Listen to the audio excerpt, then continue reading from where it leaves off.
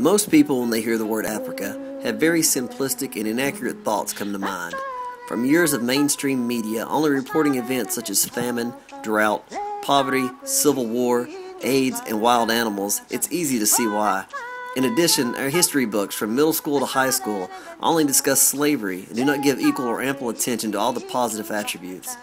It is not a surprise most people have such negative thoughts and views. That is why you need to study Africa and learn of all of its positive traits and contributions. Biggest misconceptions is most people think of Africa as a single place or state, such as Alabama or Tennessee. But in reality, it's a very large continent with numerous nations and states, each containing a large conglomeration of religions, languages, ethnicity, and cultures, each having a rich history of its own. Africa is so much more than slavery and safaris. Not everyone lives in huts or small villages. While some still do, the majority of the continent live in or near modern major cities. Our minds have been molded by the images of charitable organizations that everyone in Africa is starving, malnourished, and needing medical attention, while Hollywood has us thinking that every country is in civil war or being run by dictators, or that there are diamonds everywhere for the taking. There is so much more to this beautiful place. The question was posed, why study Africa? Well, I changed that question. Why not? It is commonly thought that civilizations and humans stem out of the Greek, Roman, or Turkish area and Asia, but archaeological evidence surfaced that the origins of humans were found in Africa. There are two major finds that have shown this, the mitochondrial Eve and many fossils showing the evolution of the human skeleton. The oldest skull found in Africa that confirms signs of early human evolution is dated to be 1.9 million years old.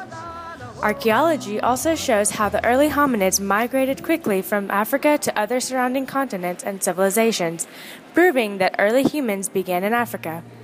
That and tracing back the mitochondrial Eve originating in Africa shows how we have had the truth in front of us, but by studying Africa, we have been able to spread that knowledge to counter previous claims of a Greek origin in human civilizations. The study of African history is what gave us this incredible information. Much controversy has existed to whether or not ancient Egyptians were a black African civilization or if they were primarily white. Studying Africa sheds light to this issue, and it is for this reason studying Africa is important. It clears up the issue and allows people to realize that a primarily black African civilization was a leading influence in Greek and other European civilization advances. Egyptians were a major influence on modern mathematics such as the Pythagorean mathematics, religions like Judaism and Islam, and language. Much of the Greek language has origins in the ancient Egyptian language. Ancient Greek philosophers even traveled to ancient Egypt to accumulate more knowledge, and ancient Greek writers like Plato and Homer praised them and even used some ancient Egyptians' writings for inspiration. According to Czech Diop, ancient Egypt was the very initiator of our Western culture today. So it is important to study Africa so that we get the right idea about these influences of origins. Diop mentions that black wealth is the very initiator of the Western civilization. This is supported by some of the ancient Egypt's important inventions that are vital today, science and mathematics. One of the two main reasons that contributed to the development of writing in ancient Egypt was the need to record seasons for the sake of harvesting time. Through this process, they developed astronomy, which led to the development of the world's first annual calendar of 365 days. Ancient Egypt also were the pioneers in the development of some of the basic principles of mathematics that include the binary system, fractions, formula for calculating the common principles of a right-angled triangle.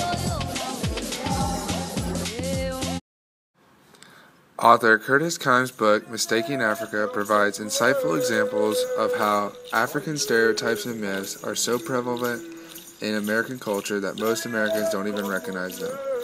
Kimes is correct when he states that most Americans do not think of Africa in terms of individual modern countries, each with their own language and customs.